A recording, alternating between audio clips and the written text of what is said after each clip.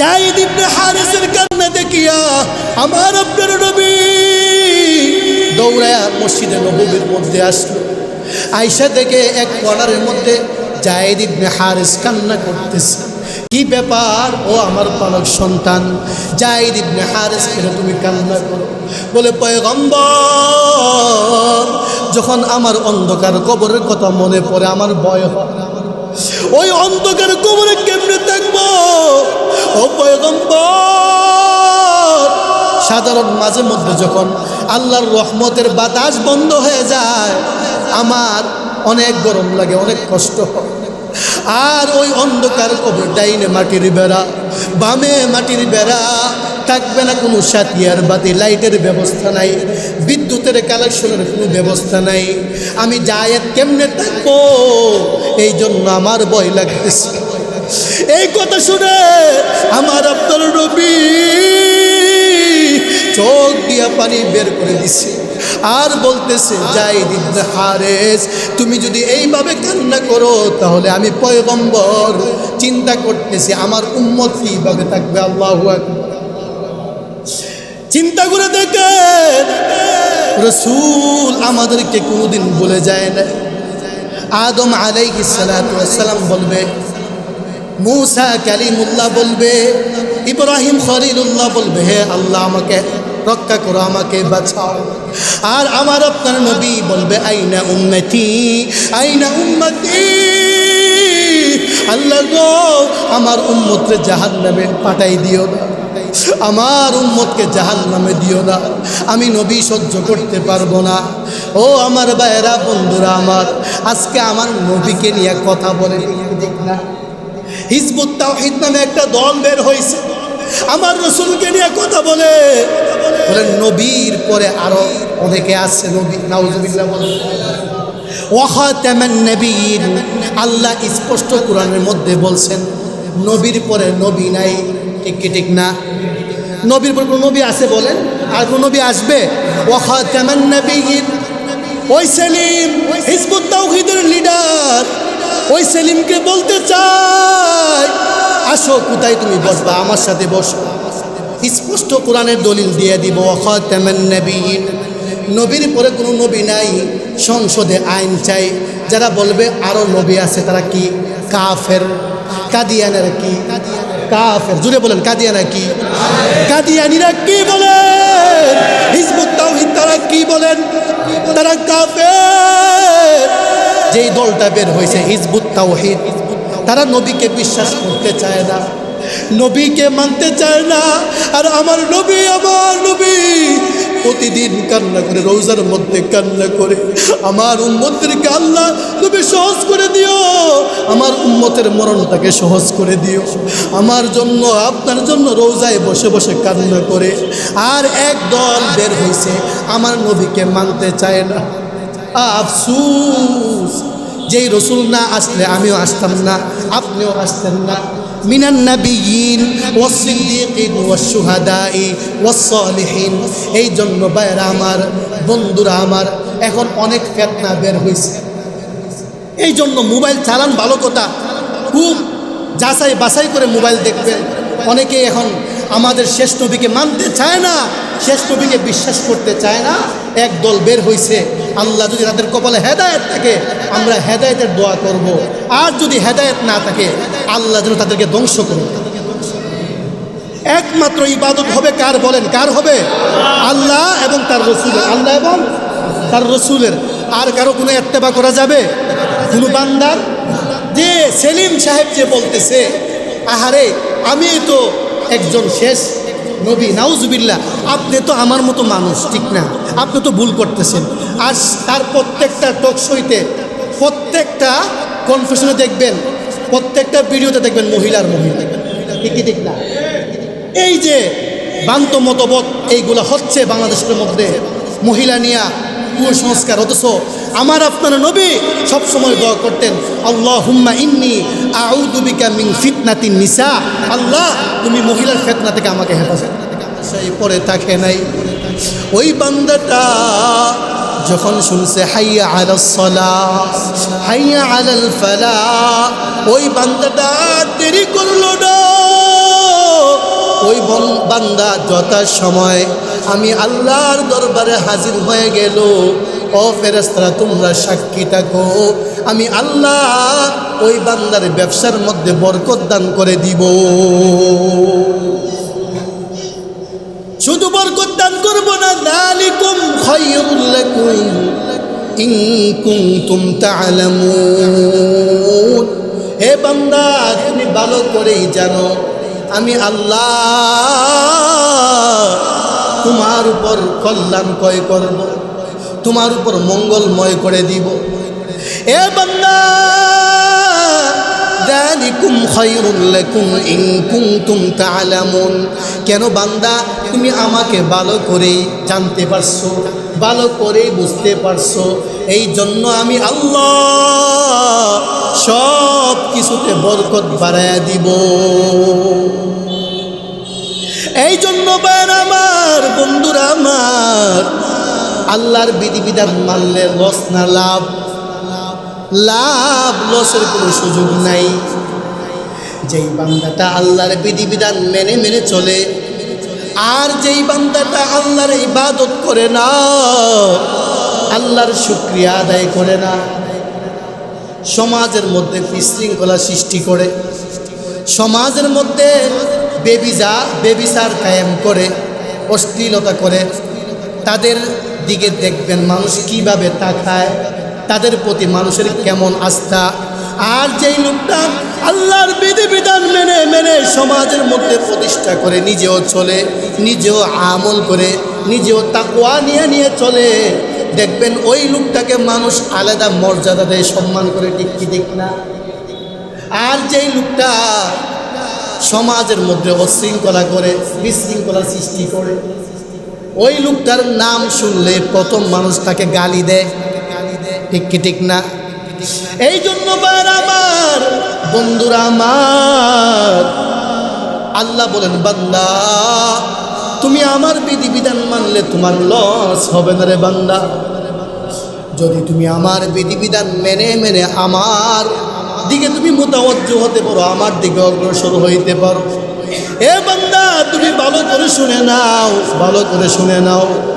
আমি আমার বন্ধু নবী মুহাম্মদুর রাসূলুল্লাহ সাল্লাল্লাহু আলাইহি ওয়াসাল্লামকে স্পষ্ট বলে দিয়েছি, ঘোষণা করে দিয়েছি, আদ-দুনিয়া মাদরাতুল আখিরা। যারা ঈমানওয়ালা, যারা আমি আল্লাহর বিধিবিধান মেনে চলবে, রাসূল বলেন ওই বান্দাটার জন্য দুনিয়াটা হলো একটা ক্ষেত কামারের মতো। ক্ষেত কামার কেমন? দেখবেন যখন যা ইচ্ছা আপনি চাষ করতে পারেন, ঠিক কি ঠিক না? আপনার মন চাইছে ধান চাষ করবেন, ধান চাষ করার জন্য ওই মাটিকে যেমনে ব্যবহার করবেন ওইভাবেই আপনার দিকে বিনয়ী হয়ে থাকে, নরম হয়ে থাকে, ঠিক কি ঠিক না? যদি ওই জমিন আপনার দিকে তাকায়া অহংকারী দেখাইতো, তাকাব্বুরি দেখাইতো, তাহলে রিজিকের অভাব হইতো কিনা বলেন? ঠিক তেমনি ভাবে আল্লাহ তার বন্ধু পয়গম্বরে জানায় দেয়, ও পয়গম্বর আপনি উম্মতদেরকে বলে দেন আদ-দুনিয়া মাদরাতুল আখিরা। যারা ঈমানদার, যারা আমি আল্লাহকে মেনে মেনে মেনে মেনে চলে, তাদের অনেক সময় আফত আসবে, বিপদ আসবে, বালা মুসিবত আসবে, ব্যবসার মধ্যে লস খাইবে, চাকরির মধ্যে ব্যাঘাত ঘটবে। যদি ওই বান্দাটা তখন মন খারাপ না করে আর বলে আল্লাহ আমাকে পরীক্ষা করতেছে, আল্লাহই ভালো জানে কেন আমার এই রকম আফত বিপদ আসতেছে। দেখা যায় যেই লোকটা নামাজ পড়ে না, যেই লোকটা আমি আল্লাহর বিধিবিধান মানে না, বান্দা তোমরা দেখবা ওই লোকটা খুব ভালো চলতেছে। আর তুমি বান্দা আমি আল্লাহর বিধিবিধান মেনে মেনে চলো, তারপরে তোমার আফত বিপদ শেষ হয় না। কেন কেন? ওই হাদিসের ব্যাখ্যার মধ্যে আসছে, যারা বেঈমান, যারা আল্লাহর বিধিবিধান মেনে চলে না, আল্লাহর নাফরমানি করে, যারা আল্লাহর নাশুকরিয়া করে, তারা দুনিয়ার মধ্যে অনেক শান্তির সাথে বসবাস করবে, অনেক আরামের সাথে বসবাস করবে। আল্লাহ বলে তাদেরকে দুনিয়ার মধ্যে জান্নাত দিয়ে দিলাম। আর যেই লোকটা আমি আল্লাহর বিধিবিধান মেনে চলে, আমি আল্লাহর নামাজকে প্রতিষ্ঠা করে, আমি আল্লাহকে ভয় করে করে চলে, ওই বান্দাটা দুনিয়ার মধ্যে অনেক অভাব পড়তে পারে, কষ্টের মধ্যে সময় পার করতে পারে, কিন্তু বান্দাটা দুনিয়া থেকে বিদায় নিতে দেরি হবে, ফেরেশতারা তার জন্য কবরের মধ্যে মেহমানদারি করতে দেরি করবে না। যারা দুনিয়ার মধ্যে কষ্ট করবে, কষ্ট করে করে আল্লাহর বিধিবিধান মেনে চলবে, তারা দুনিয়ার মধ্যে সামান্য সময় 70 বছর 80 বছর কষ্ট করতে পারে, কিন্তু সাময়িক সময়, তারপরে যে আলমে বারজাখ অন্ধকার কবরের জগৎ, ওখান থেকেই শান্তি শুরু হবে আর শেষ হবে। আল্লাহ স্পষ্ট বলে দিয়েছেন, কুল্লু মান আলাইহা ফান ওয়া ইয়াবকা ওয়াজহু রাব্বিকা যুল জালালি ওয়াল ইকরাম। হে বান্দা, তুমি যদি আমার পয়গম্বর আল্লাহর নবীর কথা বিশ্বাস না করো, তাহলে আমি আল্লাহ কোরআনের মধ্যে স্পষ্ট ঘোষণা করে দিয়েছি, কুল্লু মান আলাইহা ফান, সব কিছু ধ্বংস হয়ে যাবে, কোনো কিছুর অস্তিত্ব থাকবে না। ওই পূর্ব দিগন্তে সূর্য উদিত হবে না, পশ্চিমে আবার সূর্য অস্ত যাবে না। যেই দিন এই সময় আসবে, ওই দিন দুনিয়া কিয়ামত হয়ে যাবে। কুল্লু মান আলাইহা ফান, সব কিছু ফানা ফিল্লা হয়ে যাবে। ও বান্দা, ওই দিন ওয়ায়াবকা ওয়াজহু রাব্বিকা যুল জালালি ওয়াল ইকরাম, ও বান্দা, ওই দিন আমি আল্লাহর রবের অস্তিত্ব ঠিক থাকবে। এই জন্য আমাদের পেরেশানির কোনো কারণ নাই, আমাদের চিন্তার কোনো কারণ নাই। দুনিয়ার মধ্যে অভাব আসতে পারে, বিপদ আসতে পারে, যদি ওইগুলো আমরা সাময়িক সময় আল্লাহর পরীক্ষা ভিতরে বিশ্বাস করে করে চলে, আহারে এটা মনে আল্লাহর পক্ষ থেকে আমার উপর পরীক্ষা, ইমানের পরীক্ষা, তাকওয়ার পরীক্ষা, আল্লাহর বিধিবিধানের পরীক্ষা। যখন ওই বান্দাটা এইভাবে মেনে মেনে মেনে মেনে ইমানকে আরো বাড়ায় দিবে, আল্লাহ বলে আমি আল্লাহর উপর তাওয়াক্কুল করে চলবে, আমি আল্লাহর উপর ভরসা করে চলবে, দুনিয়ার জিন্দেগি শেষ হয়ে যেতে পারে, দুনিয়ার হায়াত তার শেষ হয়ে যেতে পারে, কিন্তু আমি আল্লাহ, ওই বান্দাটা দুনিয়া থেকে বিদায় নিতে দেরি হবে, কিন্তু আমি আল্লাহ ফেরেশতাদের মাধ্যমে তাকে আমি আল্লাহর মেহমান বানাইতে দেরি করব না। ও আমার ভাইয়েরা, বন্ধুরা আমার, এই জন্য ভাইয়েরা আমার, বন্ধুরা আমার, আমরা যারা এখানে জুমার নামাজ আদায় করার জন্য এসেছি, লস হয় নাই, লস হয় নাই, লাভবান হয়েছে। যারা আল্লাহর বিধিবিধান মানার জন্য এসেছি, আল্লাহ বলেন ওয়াদারুল বাই, ও বান্দা তুমি ভালো করেই শুনে নাও, ভালো করেই শুনে নাও। তুমি ব্যবসা প্রতিষ্ঠান বন্ধ করে এসেছো, তোমার চাকরি বন্ধ করে এসেছো, তোমার ব্যবসা পেশার মধ্যে ব্যস্ত ছিলা, ওইগুলো বন্ধ করে আমি আল্লাহর বিধিবিধান মানার জন্য এসেছো বান্দা। এ বান্দা, যালিকুম খায়রুল লাকুম ইন কুনতুম তা'লামুন, তুমি যদি মুমিন হও, ইমানদার হও, যদি তুমি আমি আল্লাহকে বিশ্বাস করো, আমি আল্লাহ ওয়াদা দিয়ে দিলাম সব কিছুতে আমি আল্লাহ বরকত বাড়ায় দিব। এই জন্য ভাইয়েরা আমার, যারা জুমার নামাজ পড়তে আসে না, সাপ্তাহিক শুক্রবার নামাজ পড়ে না, তাদের জন্য এই দুনিয়াটা হলো আরামের জায়গা, শান্তির জায়গা, কিন্তু 60 বছর 70 বছর 80 বছর জিন্দিগি আরাম, এরপরে আর আরামের সুযোগ নাই। যখন ওই বান্দাটা মারা যায়, হাদিসের মধ্যে আসছে, যেই বান্দাটা আমি আল্লাহর বিধিবিধান মানে না, আল্লাহ বলে ওই দুনিয়াটা যখন মৃত্যুবরণ করে, যখন ওই বান্দাটাকে পানি গরম করে ধোয়ানোর জন্য তৈরি হয়, ব্যবস্থা করে, তখন ওই বান্দাটা বলে আমাকে পানি দিয়ে গোসল করাইও না, আমি দুনিয়া ছাড়তে চাই না, দুনিয়ার মহব্বত আমাকে ঘিরে ফেলছে, আটকায় ফেলছে, না, দুনিয়া থেকে আমাকে মাটির মধ্যে দাফন করে দিও না। রাসূল বলেন ওই উম্মত কান্না করে কিন্তু দুনিয়ার কেউ দেখতে পায় না। দেখবেন অনেক সময় মানুষ যখন মারা যায় পায়খানা করে দেয়, দেখেন না? অনেক সময় দেখবেন চোখগুলো কেমন জানি তাকায় থাকে, হাত পা শক্ত হয়ে যায়। কেন কেন? হাদিসের মধ্যে আসছে ওই বান্দাটা যখন মালাকুল মাউত আজরাইল আসছে তখন সে ভয় পেয়ে যায়, আর মালাকুল মাউত আজরাইলকে বারবার বলতে থাকে, ও মালাকুল মাউত আজরাইল, আমার জানটাকে তুমি কবজ করে দিও না। দুনিয়ার মোহাব্বত আমাকে আটকায় ফেলছে, ধরে ফেলছে। আমি দুনিয়ার মোহাব্বত ত্যাগ করতে পারবো না, ওই অন্ধকার কবরে আমি থাকতে পারবো না। দুই পাশের মাটি আমাকে যদি চাপ দেয় আমার উপায় থাকবে না। এইভাবে মনে মনে মালাকুল মাউত আজরাইলকে বলতে থাকে। কিন্তু দুনিয়ার আর কেউ দেখে না, আর কেউ দেখে না। হে আমার ভাইয়েরা, বন্ধুরা আমার, যখন একটা মানুষ মনুষ্য অবস্থা হয়, মৃত্যুর সময় চলে আসে, দেখবেন কেমন জানি একটা ভয়ঙ্কর হয়ে যায়, পুরা শরীর শক্ত হয়ে যায়। আশেপাশে মানুষ বারবার কালিমার তালকিন দেয়, কালিমা পড়ে, ইয়াসিন পড়ে, কিন্তু ওই লোকটা কোনো কিছুই বলতে পারে না, চোখগুলো উল্টায় দেয়। তখন মালাকুল মাউত আজরাইল সামনে হাজির হয়ে যায়, ভয়ঙ্কর রূপ নিয়ে আসে।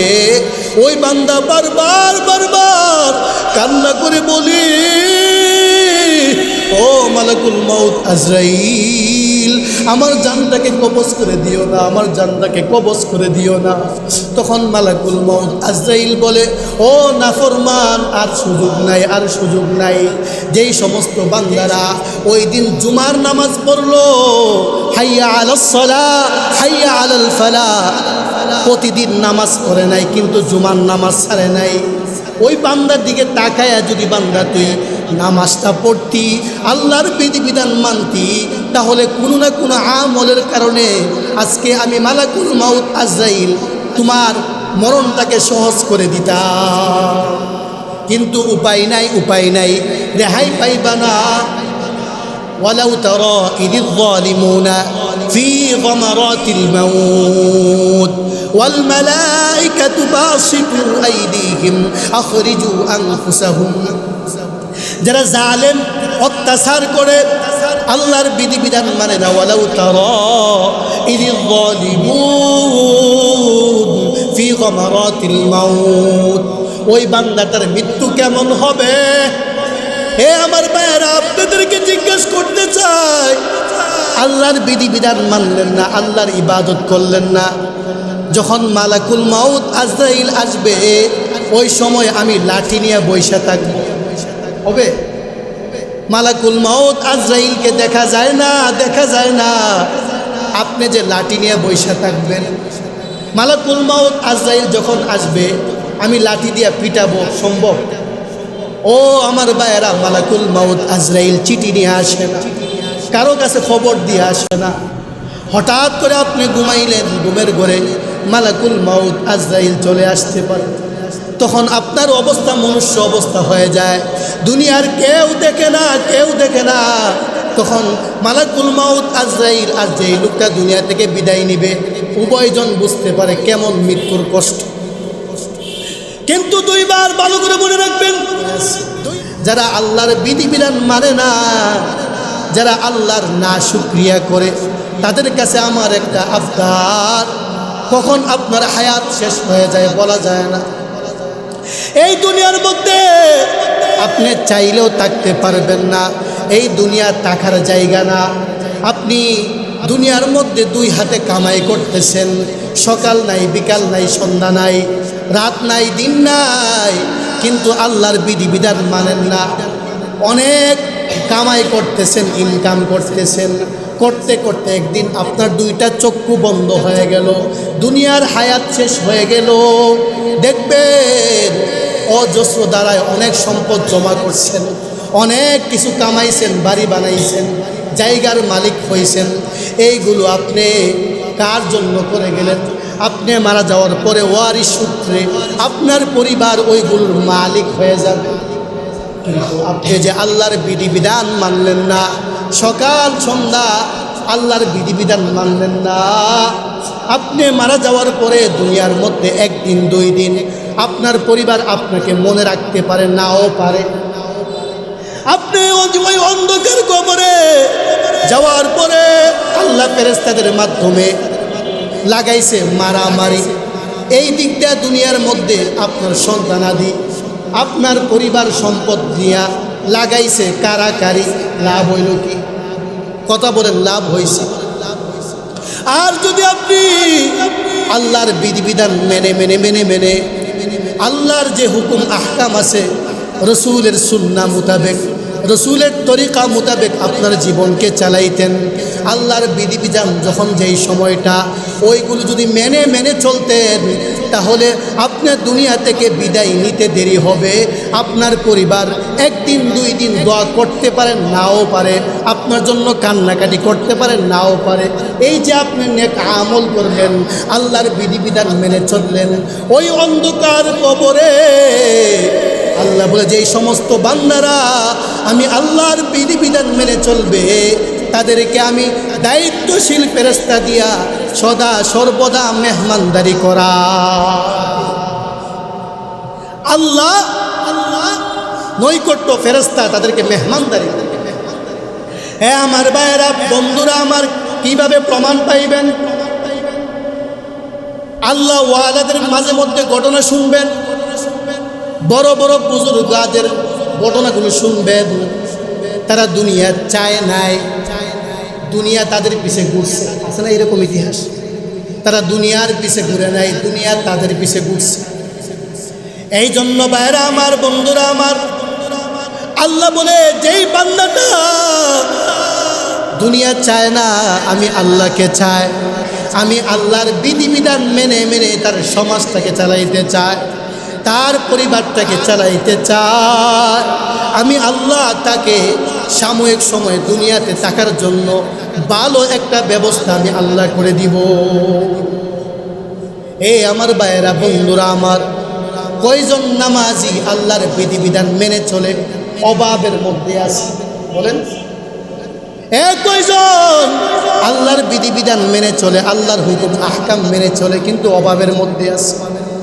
দেখবেন টাকার অভাব নাই, সম্পদের অভাব নাই, বাড়ি গাড়ির অভাব নাই, কিন্তু আল্লাহর বিধিবিধান মানে না, আল্লাহর নাফরমানি করে, কিন্তু অভাব শেষ হয় না। ঠিক ঠিক না? অমুক তারিখ ডাক্তার দেখাইতে হয়, এই অপারেশন ওই অপারেশন, হয় কি হয় না? সিঙ্গাপুর যাওয়া লাগে, বড় বড় মেডিকেলে যাইতে হয়, অথচ দেখেন টাকার অভাব নাই, সম্পদের অভাব নাই, কিন্তু মনের ভিতরে কি নাই? শান্তি নাই। শান্তির প্রয়োজন। বাংলাদেশের মধ্যে এক নম্বর ধনী ছিল জহিরুল হক, কিশোরগঞ্জ বাড়ি। ওই জহিরুল হক রে ডাক্তাররা জিজ্ঞেস করে, আপনার সামনে ভালো ভালো খাবার আসে, মজাদার খাবার আসে, কেন আপনি খাইতে পারেন না? আপনার গাড়ি তো এয়ার কন্ডিশন গাড়ি, আপনার গাড়ির মধ্যে এসি আছে, বাড়ির মধ্যে এসি আছে, তারপরে আপনি বলেন অশান্তি লাগে, অশান্তি লাগে। তখন জহিরুল হক ডাক্তারকে বলছিল, ও ডাক্তার, তোমরা দেখতেছো আমি এসির নিচে আছি, বিল্ডিংয়ের ভিতরে আছি, গাড়ির মধ্যেও এসি আছে, কিন্তু আমার জিহ্বার মধ্যে স্বাদ পাই। তখন ডাক্তাররা বলে, এক কাজ করেন, যদি আপনার জিহ্বার মধ্যে স্বাদ না আসে, তাহলে আপনি জাউ দিয়া বর্তা দিয়া খান। যেই লোকটা বাংলাদেশের মধ্যে এক নম্বর ধনী, এই লোকরে এই কথা বললে কি মানা যায়? বলেন, যাও আর কি খাইতে বলছে? বলেন, যাও আর বর্তা খাইবার জন্য বলছে। ডাক্তার বলে, যখন আপনি শান্তি পান না, এই কাজটা করতে পারেন। অনেক সময় দেখবেন বর্তা দিয়া ভাত খাইলে কি লাগে? মজা লাগে। যেহেতু আপনি ভাতও খাইতে পারেন না, আমাদের পরামর্শ আপনি যাও আর বর্তা খান। জহিরুল হক তখন ডাক্তারদেরকে বলছিল, আহারে এই দুনিয়াটা কিছুই না, কিছুই না, এত টাকার মালিক আমি, কিন্তু আমার অশান্তি আর অশান্তি, শান্তি আমি করতে পারলাম না। তখন ওই জহিরুল হক বলে, টাকা সম্পদ বাড়ি গাড়ি কোনো মানুষকে শান্তি দিতে পারে না। ঠিক কি ঠিক না? ওয়ালাকুম ফিহা মা তাশতাহি ওয়ালাকুম ফিহা মা তাদউন। আল্লাহ বলে তুমি দুনিয়ার মধ্যে শান্তি তালাশ করো। এ বান্দা তুমি দুনিয়ার মধ্যে অনেক নিয়ামত তালাশ করো, দুনিয়ার মধ্যে অনেক কিছু করবা। হে বান্দা তুমি যদি ইমানদার হইতা, মুমিন হইতা, ফরহেজগার হইতা, আমি আল্লাহকে মেনে মেনে চলতা, দুনিয়া থেকে তুমি সামান্য তুচ্ছ তাচ্ছিল্য করতা আর বলতে এই দুনিয়াটা কিছুই না, কিছুই না, 60 বছর 80 বছর জিন্দিগি কিছুই না। যদি এইগুলো বলে বলে বলে বলে তুমি দুনিয়ার হায়াতটাকে কাটাইতারে বান্দা, আমি আল্লাহ তোমার জন্য অনেক নিয়ামত ওই অন্ধকার কবরে রেখে দিতাম, যেইগুলো তুমি দুনিয়ার মধ্যে দেখোই নাই। হ্যাঁ আমার ভাইয়েরা, বন্ধুরা, আমার আপনার নবী নবী মুহাম্মদুর রাসূলুল্লাহ সাল্লাল্লাহু আলাইহি ওয়াসাল্লামের পালক সন্তান যায়েদ ইবনে হারেস, ওই সন্তান একদিন কান্না করতেছে। তখন আম্মা জান আয়েশা রাদিয়াল্লাহু তাআলা আনহা বলে, ও যায়েদ ইবনে হারেস, কেন কান্না করো? কি হয়েছে তোমার, কেন কান্না করতেছো?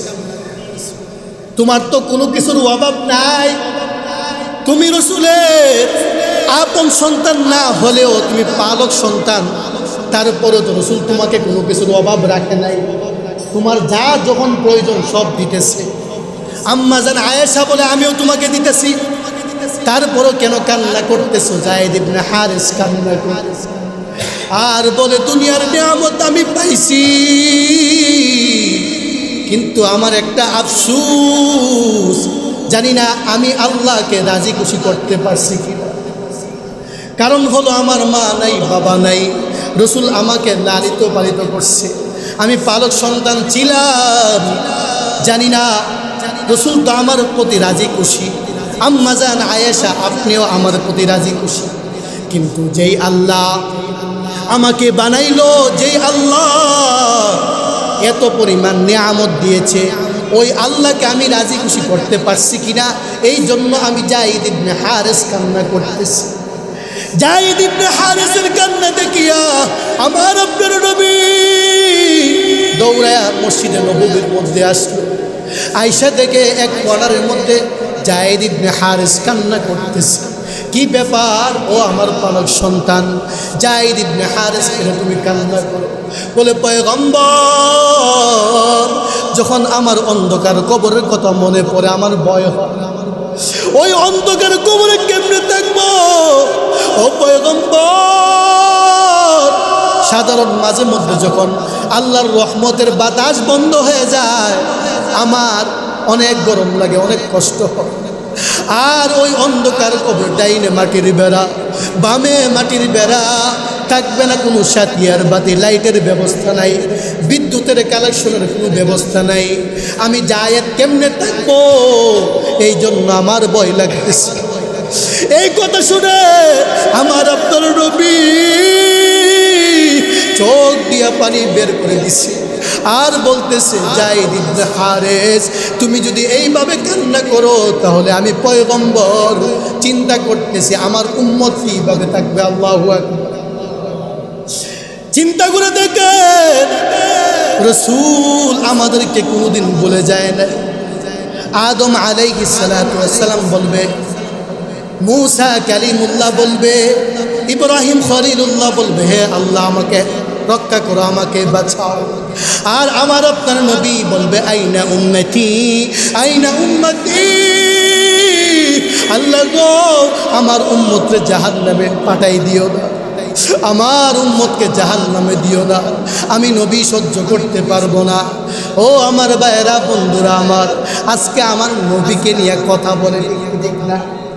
হিজবুত তাওহীদ নামে একটা দল বের হয়েছে, আমার রাসূলকে নিয়ে কথা বলে, বলেন নবীর পরে আরো অনেকে আছে নবী, নাউজুবিল্লাহ বলেন। ওয়া খাতামান নবিয়্যিন, আল্লাহ স্পষ্ট কোরআনের মধ্যে বলছেন নবীর পরে নবী নাই, ঠিক কি ঠিক না? নবীর পরে কোনো নবী আছে বলেন? আর কোনো নবী আসবে? ওয়া খাতামান নবিয়্যিন, ওই সেলিম হিজবুত তাওহীদের লিডার, ওই সেলিমকে বলতে চাই, আসো কোথায় তুমি বসবা, আমার সাথে বসো। স্পষ্ট কোরআনের দলিল দিয়ে দিব, খাতামান নবিয়্যিন, নবীর পরে কোনো নবী নাই, সংসদে আইন চাই। যারা বলবে আরো নবী আছে তারা কি? কাফের। কাদিয়ানের কি?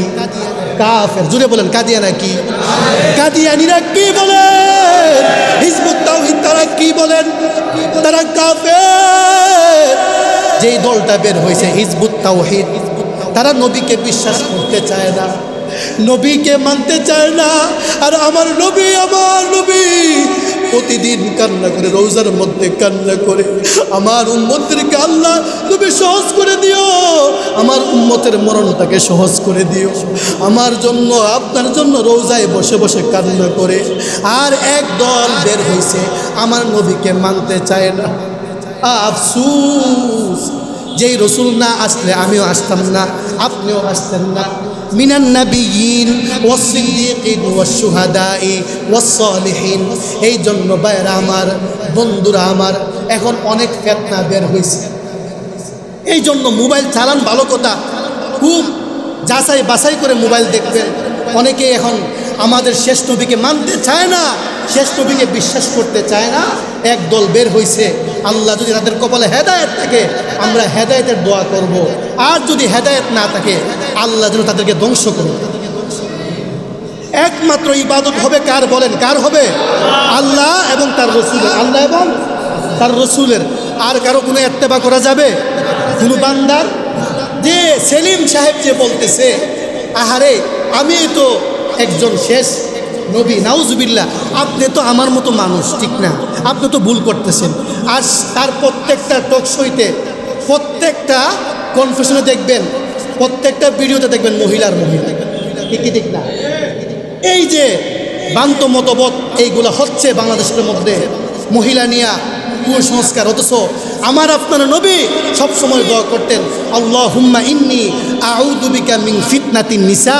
আল্লাহ তুমি মহিলার ফিতনা থেকে আমাকে হেফাজত